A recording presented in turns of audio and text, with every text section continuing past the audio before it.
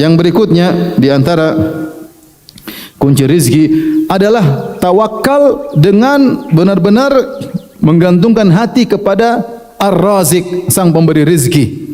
Bukan menggantungkan hati kepada sebab. Benar kita bekerja, ya, kita berusaha, tapi kita harus menggantungkan hati kita yang beri rizki siapa? Allah. Ini hanyalah apa? Sebab. Kita kerja sama bos. Benar, bos yang kasih kita duit, tetapi kita yakin ini cuma sebab. Yang kasih rizki sesungguhnya siapa? Allah Subhanahu wa taala. Maka kita bersyukurnya kepada Allah, bukan kepada bos. Bos sekedar terima kasih, tapi hati sungguhnya kepada siapa? Kepada Allah Subhanahu wa taala.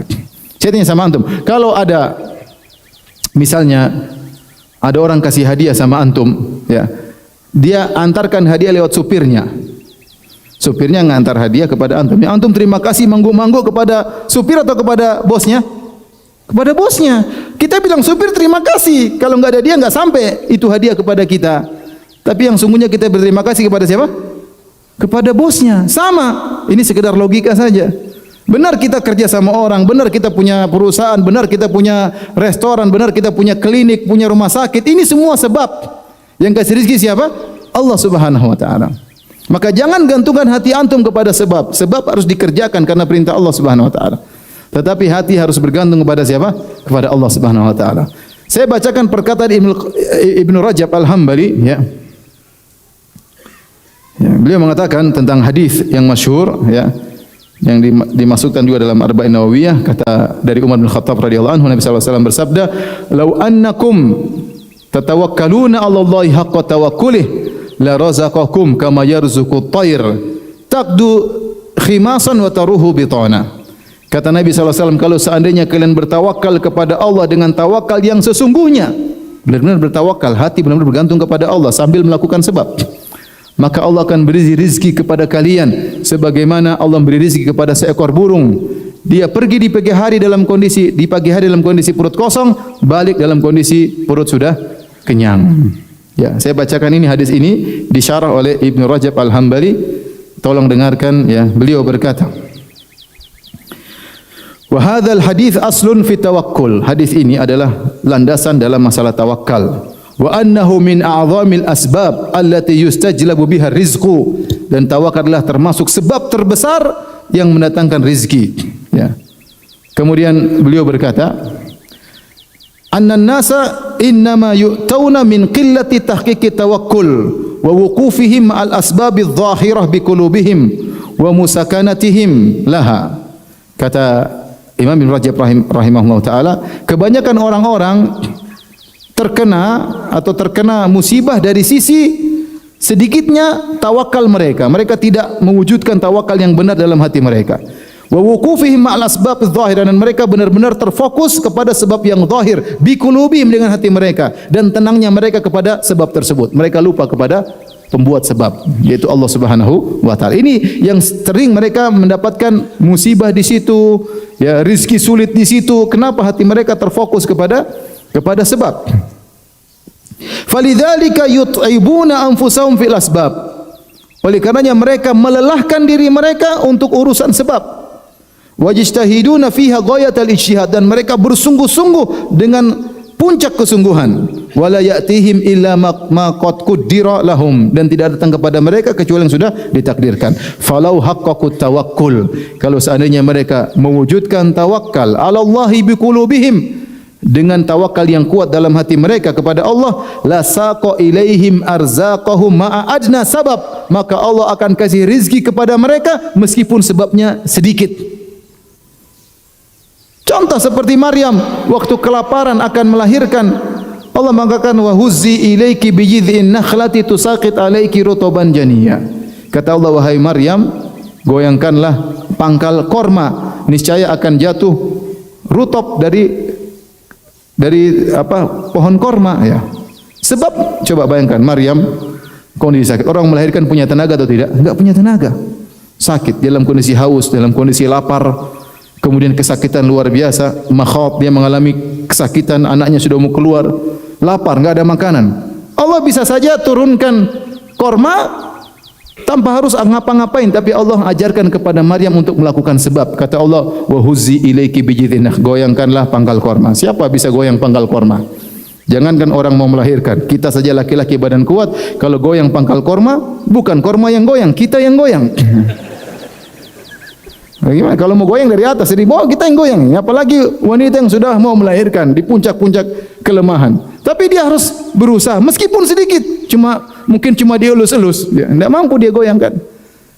Ya, tusaqit alaiki rutuban janiyah, maka Allah turunkan korma tersebut. Maka kata Ibnu Rajab Al-Hambali, kalau orang tawakalnya tinggi sebabnya sedikit, tapi harus menempuh sebab, harus bukan cuma diam nongkrong di rumah. Ya. Oleh karenanya Umar bin Khattab marah kepada orang, diriwayatkan Umar bin Khattab marah kepada sebagian orang yang nongkrong di masjid cuma berdoa saja. Umar menyuruh mereka untuk kerja. Laqad alimtum anna as-samaa la tumtiru dzahaban wala fiddah. Kalian ngapain di sini? Kerja sana. Kalian tahu memang rizki di langit, tapi langit tidak menurunkan hujan emas dan perak. Dicari. Harus ada usaha. Usaha disertai dengan tawakal yang tinggi. Usahanya sedikit, rizkinya banyak. Makanya kata Ibnu Rajab, ini perkataan yang sangat ini, dia berkata, ya, falau haqqaqut tawakkula 'ala Allahi biqulubihim, kalau mereka mewujudkan tawakal dalam hati mereka, la saqa ilaihim arzaqahum adna sababin, maka Allah akan datangkan rezeki kepada mereka dengan sebab yang sangat sedikit. Kama yasuqu ila at-tayri arzaqaha, sebagaimana Allah berikan rezeki kepada burung-burung, bimujarradil ghudu war rawah, padahal mereka cuma terbang di pagi hari, pulang di sore hari. Wa huwa nau'un minat talab, dan ini adalah bentuk usaha. Wasa'yi lakinnahu sa'yun yasir, tapi dia usaha yang ringan. Ya, burung enggak punya akal, cuma terbang-terbang, tahu-tahu Allah kasih apa? Rezeki. Nah, antum Masya Allah, ya, bisa ngetik, ya, bisa WhatsAppan, ya, bisa internetan, ya, bisa macam-macam, bisa kesana, bisa kesini, bisa bicara, ya, usahalah, berusaha. Yang salah karena kurang apa? Kurang tawakal.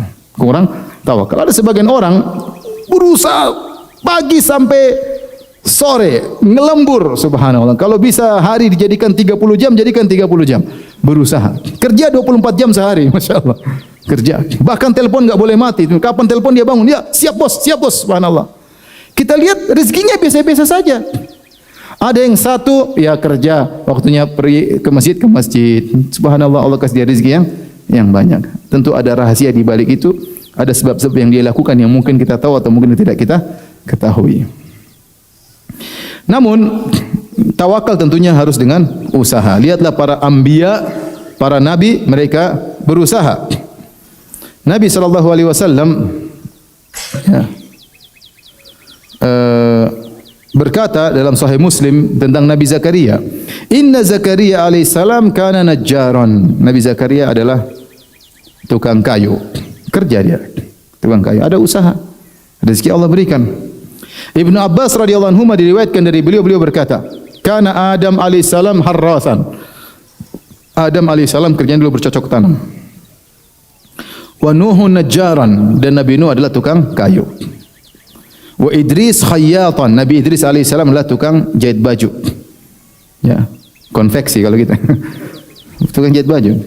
Wa Ibrahim wa Lut zari'ain, dan Nabi Ibrahim, Nabi Lut, zari' itu punya sawah seperti gitulah, punya ladang. Ya, bercocok tanam. Wa Salihun tajiran, dan Nabi Salih adalah pedagang. Ya. Wa Daud zarradan, Nabi Daud kerjanya dulu membuat baju perang. Dia kerjanya membuat baju perang. Wa Musa wa Syuaib wa Muhammad sallallahu alaihi wasallam ru'at. Adapun Musa, Syuaib dan Muhammad, mereka pernah mengembalakan apa? Kambing. Jadi, ya, para nabi juga dulu mereka apa? Berusaha. Jadi seorang tatkala ingin dapat rezeki, dia atur hatinya. Masalah mengatur hati aja. Masalah mengatur hati. Subhanallah, kadang kita tamak dengan sesuatu kita tidak dapat. Tatkala kita tidak tamak, Allah kasih. Tinggal masalah mengatur hati. Kita tamak nih, semangat. Allah tidak kasih, subhanallah, sudah semangat luar biasa. Terkadang kita tahu, kita suka, tapi kita tidak tamak. Tahu-tahu Allah berikan itu harta kepada kita. Tinggal masalah mengatur hati. Masalah mengatur tawakal. Yang penting saya berusaha. Ya. Masalah hasilnya serahkan kepada Allah. Tugas kita tinggal berdoa kepada Allah, tapi kita harus berusaha.